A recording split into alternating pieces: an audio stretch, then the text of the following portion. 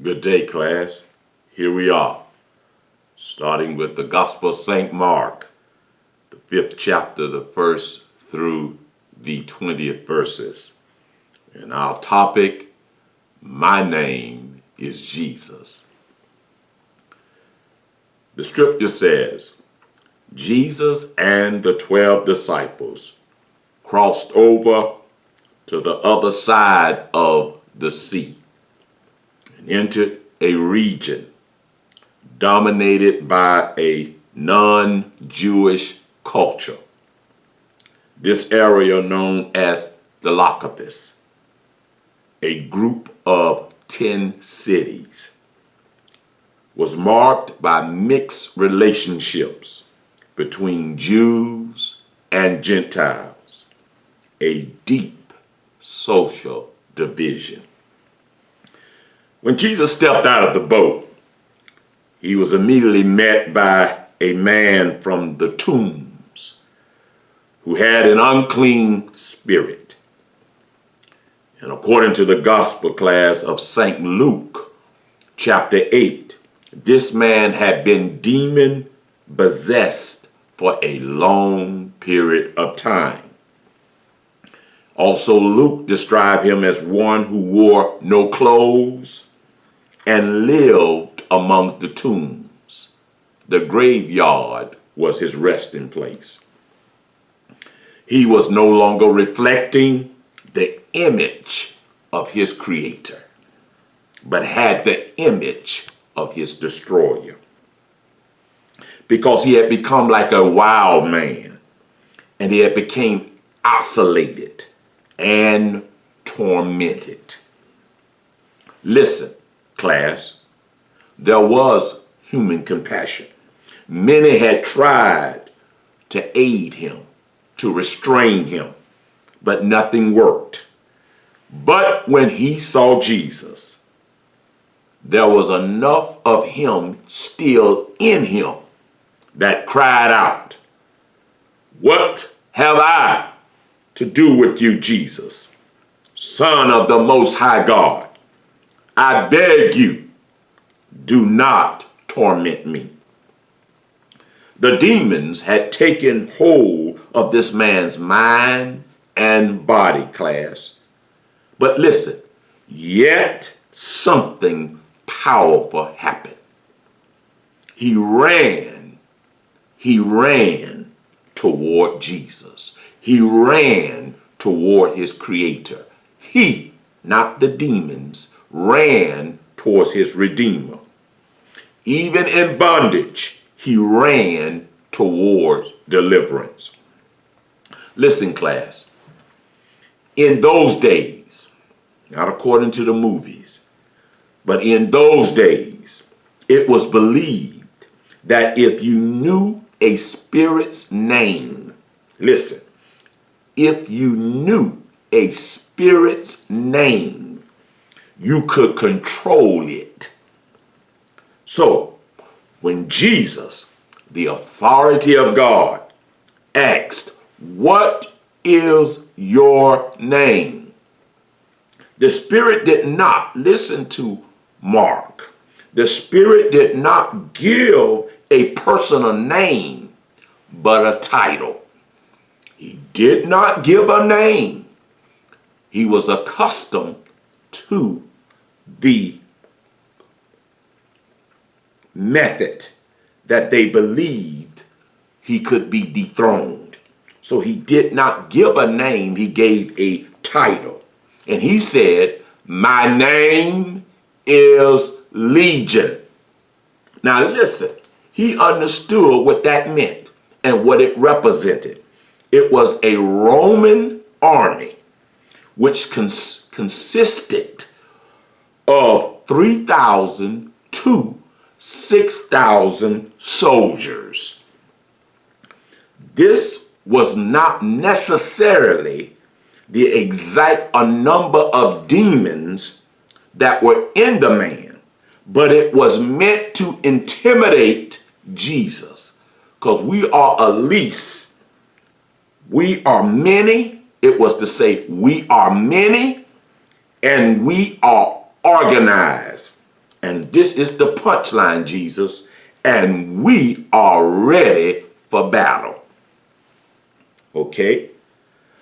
But in Jesus' ministry, creation itself recognized the authority of Jesus. If you go back into the book of Mark, when they were trying to get to the other side, the wind and the sea obeyed the voice of the Son of God.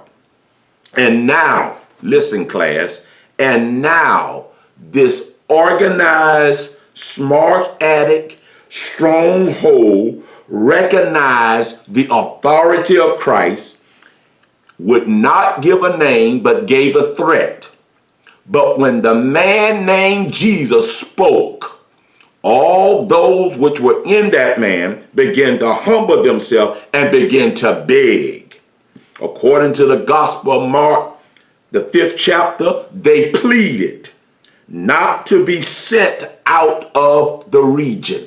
They pleaded. Some commentators say they prayed.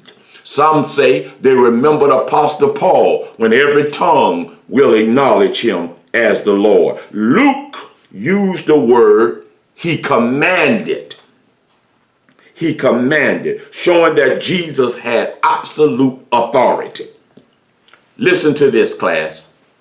Nearby was a herd of about 2,000 pigs. Nearby was a herd about 2,000 pigs. The demons begged Jesus, send us into the pigs. And the scripture says something. And the scripture says something powerful.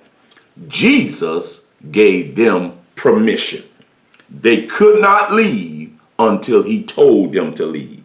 The unclean spirits left the man, entered the pigs, and immediately the herd rushed down the steep hill into the sea and drowned.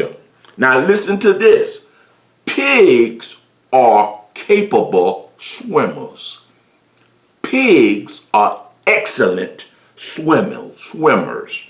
But they did not bear the image of God. There was nothing in them that was able to resist the enemy, and the enemy completely controlled it, what he possessed. He stole from the owners, sound like 10:10. He stole from the owners and destroyed what he entered. Now listen, class. When the people came, they did not celebrate the miracle. Instead, they saw the man who had been, I love the way Mark said it, who had been possessed. And they saw him sitting and clothed. Not only did he deliver his soul, his spirit, and his mind, he covered up his nakedness. And in his right, intelligent, God-given mind. And they were afraid.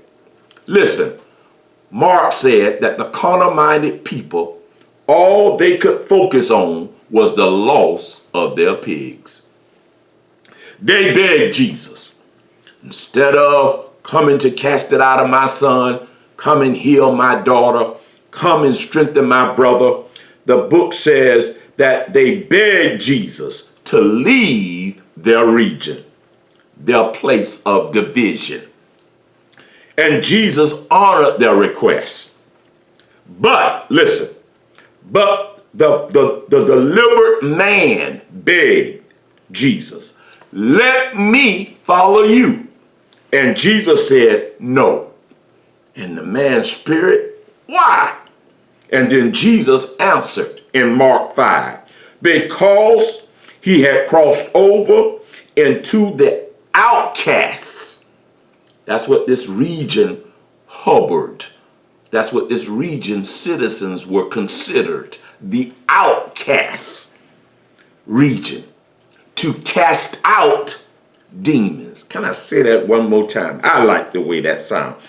He had crossed over into the outcast outcast region to cast out demons and create himself a witness. He told the man, according to Mark 5:19, go home to your friends and tell them what great things the Lord has done for you and how he has had compassion on you. Mark 5:20, the man went throughout the region, the outcast region, proclaiming to the outcasters that what Jesus had done for him. And all were amazed because they let their blessing get away. The conclusion: the authority of Jesus is greater than any number. The authority of the Son of God that Mark preached is greater than any number. His name that Mark proclaimed, his name is greater than any legion. His compassion restores the image of God. My name is Jesus. Our next Christian class, our topic will be, do not be afraid, only believe. The Gospel of St. Mark, the 5th chapter, the 21st through the 43rd verse. And our key verse is Mark 5:36. Overhearing what they said, Jesus told him, do not be afraid, only believe in the name of the man called Jesus. See you next week, class.